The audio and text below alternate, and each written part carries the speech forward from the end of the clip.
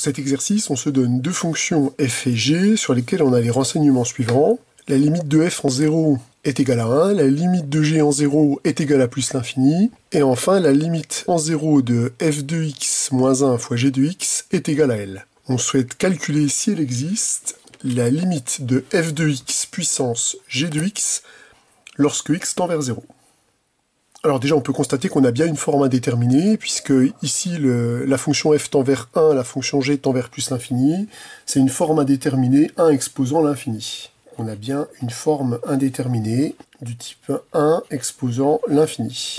Alors pour lever ce type d'indétermination, il faut écrire notre expression sous forme exponentielle. Donc cette expression, on va l'écrire exponentielle de g de x ln de f de x. Et on va s'occuper du terme qui est dans l'exponentielle, pour lequel on a encore une forme indéterminée, puisque g tend vers plus l'infini, et le log de f de x tend vers 0. On a donc une forme indéterminée infini fois 0, mais celle-ci, elle va être en général plus facile à lever. Quand on examine le terme ln de f de x, c'est une fonction qui tend vers 1.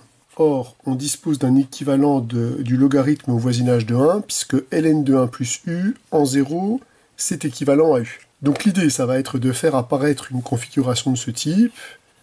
Je vais donc écrire ici cette expression, ln de 1 plus f de x moins 1. Ça nous permet de faire apparaître un terme qui tend vers 0 lorsque x tend vers 0. C'est donc lui qui va jouer le rôle de u dans notre expression. On peut donc dire que cette expression est équivalente à f de x moins 1 lorsque x tend vers 0. Là, on voit apparaître ici un élément intéressant.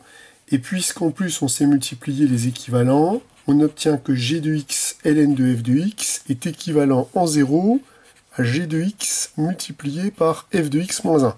Et ça c'est plutôt bien parce qu'on sait que cette fonction possède une limite par hypothèse, et on sait que cette limite, elle est égale à L, lorsque x tend vers 0. Conclusion, on a réussi à lever la forme indéterminée du terme qui est dans l'exponentielle.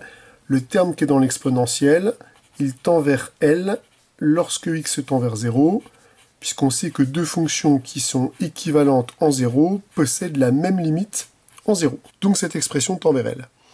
Bon, maintenant il ne reste plus qu'à revenir à l'expression générale, f de x exposant g de x, et là on va passer à la limite à l'intérieur de l'exponentielle, et comme cette expression tend vers L, l'expression va tendre vers exponentielle de L.